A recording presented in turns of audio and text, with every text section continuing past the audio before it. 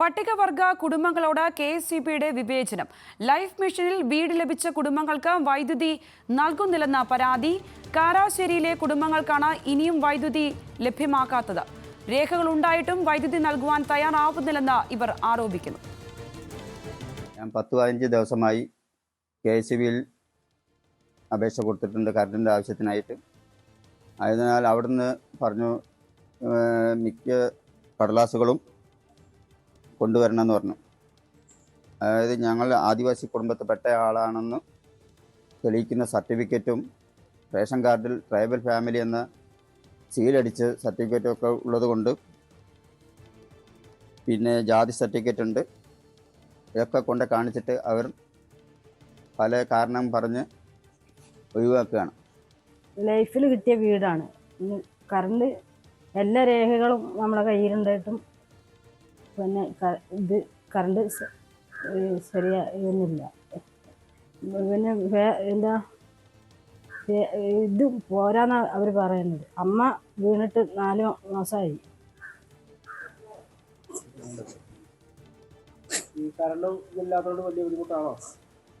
ബുദ്ധിമുട്ടാണ്. വിവരങ്ങൾ ഇർഫാൻ ഇബ്രാഹിം സേട്ട് നൽകും. ഇർഫാൻ, ഇതിൽ പറയുന്ന കാരണങ്ങൾ എന്തെല്ലാമാണ്? മതിയായ രേഖകളൊക്കെ ഇവർ ഹാജരാക്കി എന്നാണ് അവരുടെ ആ ബൈറ്റിൽ നിന്ന് നമുക്ക് വ്യക്തമാകുന്നത്. എന്നിരുന്നാൽ പോലും എന്ത് രേഖകളുടെ അഭാവമാണ് ഇപ്പോൾ കെ.എസ്.ഇ.ബി ചൂണ്ടിക്കാണിക്കുന്നത്? ഒപ്പം തന്നെ ഇവർ എത്ര നാളായിട്ടാണ്, 15 ദിവസം എന്ന് പറയുന്നു, ഒപ്പം തന്നെ ഇവർ എത്ര നാളായിട്ടാണ് ലൈഫ് മിഷനിൽ വീട് ലഭിച്ച ശേഷം താമസം തുടങ്ങിയിട്ട്? സംഗീത, വലിയൊരു വിവേചനമാണ് കെ.എസ്.ഇ.ബിയുടെ ഭാഗത്തു നിന്നുണ്ടാകുന്നത് എന്ന് നമുക്ക് പറയാൻ കഴിയും. അത്തരത്തിലൊരു വാർത്തയാണ് ഇപ്പോൾ നൽകാൻ കഴിയുന്നത്. റേഷൻ കാർഡിൽ ട്രൈബൽ കുടുംബമെന്ന് രേഖപ്പെടുത്തിയും അതോടൊപ്പം തന്നെ മറ്റ് രേഖകളെല്ലാം, അനിവാര്യമായ രേഖകളെല്ലാം ഹാജരാക്കിയിട്ടും BPL ലിസ്റ്റ്, പുതിയ BPL ലിസ്റ്റ് ഇറങ്ങുമ്പോൾ ഇവർ BPL കുടുംബം അല്ലെങ്കിലോ എന്നൊരു ന്യായവാദം അല്ലെങ്കിൽ മുട്ടു ന്യായം പറഞ്ഞുകൊണ്ടാണ് കെ.എസ്.ഇ.ബി ഇത്തരത്തിൽ ഇവരുടെ ഒരു അർഹമായ ഒരു അവകാശം, അല്ലെങ്കിൽ വൈദ്യുതി എന്ന അവകാശം, അതൊരു ഫണ്ടമെൻ്റൽ റൈറ്റ് കൂടിയാണ്. ആ ഒരു റൈറ്റിനെ വയലേറ്റ് ചെയ്യുന്ന രൂപത്തിൽ അവർ ഒരു ന്യായവാദം നിരത്തുന്നത്. ഏതായാലും ഇത് അംഗീകരിക്കാൻ കഴിയില്ല എന്ന നിലയിൽ തന്നെയാണ് പ്രദേശവാസികളും ഒരു ജനകീയ പ്രക്ഷോഭത്തിന് ഒരുങ്ങുകയാണ്. കാരണം ഈ ഒരു പ്രശ്നം ഈ ഒരു കുടുംബത്തിൻ്റേത് മാത്രമല്ല, പ്രകാശിൻ്റെ കുടുംബത്തിൻ്റേത് മാത്രമല്ല, പ്രദേശത്തെ മറ്റ് ആളുകളുടെയും പ്രശ്നവും ആയി ഉയർന്നു വരാൻ നിലയുള്ള കാര്യമാണ്. കാരണം അടുത്ത BPL ലിസ്റ്റ് ഇറങ്ങുമ്പോൾ മാത്രമേ ഇത് സംബന്ധിച്ച് തങ്ങൾക്ക് വ്യക്തത വരൂ. അടുത്ത ലിസ്റ്റ് ഇറങ്ങുമ്പോൾ ഇവരാരും BPL അല്ലെങ്കിലോ എന്നൊരു ന്യായവാദമാണ് കെ.എസ്.ഇ.ബി ഇതിൽ നിരത്തുന്നത്. എന്നാൽ ഔദ്യോഗികമായ ഇത്തരം ഒരു സ്ഥിരീകരണമോ ഔദ്യോഗികമായ ഒരു മറുപടിയോ നൽകാൻ കെ.എസ്.ഇ.ബി തയ്യാറാവുന്നില്ല. നമ്മൾ കെ.എസ്.ഇ.ബി ഉദ്യോഗസ്ഥരൊക്കെ ബന്ധപ്പെട്ടിരുന്നു.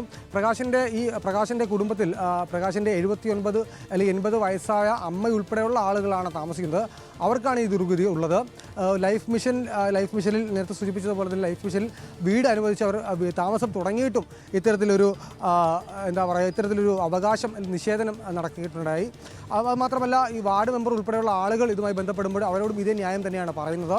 അർഹമായ എല്ലാ രേഖകളും ഹാജരാക്കിയിട്ടും ഇത്തരത്തിൽ ഭാവിയിൽ ഉണ്ടായേക്കാവുന്ന ഒരു കാര്യം, അതും തദ്ദേശ സ്വയംഭരണ സ്ഥാപനം സാക്ഷ്യപ്പെടുത്തിയിട്ടുണ്ട്.